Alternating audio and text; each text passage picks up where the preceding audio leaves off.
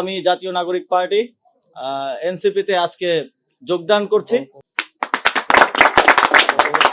এবং আমি আসন্ন ত্রয়োদশ জাতীয় সংসদ নির্বাচনে অংশগ্রহণ করছি না।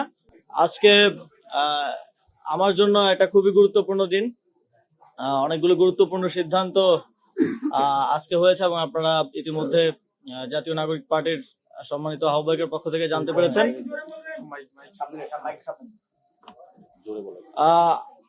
আপনারা জানেন 2024 সালের গণঅভ্যুত্থানে আমাদের প্রায় 1400 সহযোদ্ধা শহীদ হয়েছেন, আহত হয়েছেন প্রায় 30,000-এরও অধিক সহযোদ্ধা।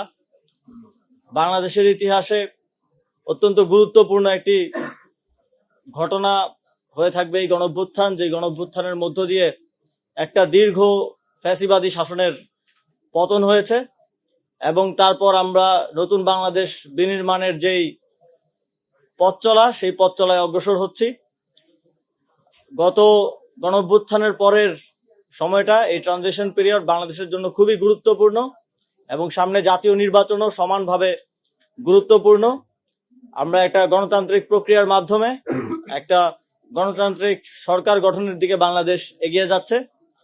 এই সময়ে এছাড়াও আপনারা জানেন কিছুদিন আগে আমাদের একজন সহযোদ্ধা শরীফ ওসমান হাদি গুলিবিদ্ধ হয়েছেন এবং শহীদ হয়েছেন।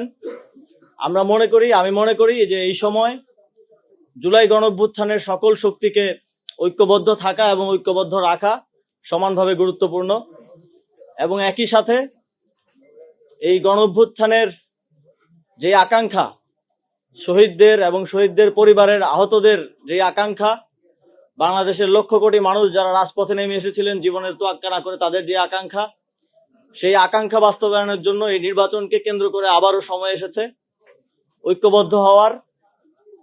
সেই জায়গা থেকে আমি জাতীয় নাগরিক পার্টি এনসিপিতে আজকে যোগদান করছি এবং আমি আসন্ন ত্রয়োদশ জাতীয় সংসদ নির্বাচনে অংশগ্রহণ করছি না। আমি মনে করি যে আমার একজনের সংসদে যাওয়ার থেকে আমাদের জুলাই গণঅভ্যুত্থানের সহযোদ্ধাদের আরো অসংখ্য সংখ্যায় সংসদে যাওয়ার ক্ষেত্রে যদি আমি অবদান রাখতে পারি, আমার দায়িত্ব যথাযথভাবে পালন করতে পারি, তাহলে এর থেকে বড় সাফল্য আর কিছু হতে পারে না। এবং এই নির্বাচনে যেহেতু আজকে যেই নমিনেশন জমা দেওয়ার শেষ দিন ছিল, সবাই নমিনেশন জমা দিয়েছেন, আমরা প্রত্যাশা করি খুবই সুষ্ঠু এবং নিরপেক্ষতার সাথে, কোনো ধরনের হানাহানি ছাড়া আমরা এই গণতান্ত্রিক উত্তরণকে সফলতার সাথে বাংলাদেশ অতিক্রম করতে পারবে এবং এই গণতান্ত্রিক উত্তরণের পক্ষে আমি কাজ করে যাব। এবং একই সাথে আপনারা জানেন এই নির্বাচনে 2টি ব্যালট থাকবে। এখানে আমি মনে করি যে আপনারা একটি ব্যালটে এমপি নির্বাচন করবেন, সরকার নির্বাচন করবেন। সেই সরকার এবং এমপি থাকবে 5 বছর। তারা তাদের কমিটমেন্ট রাখবে কি রাখবে না সেটা আমরা জানি না।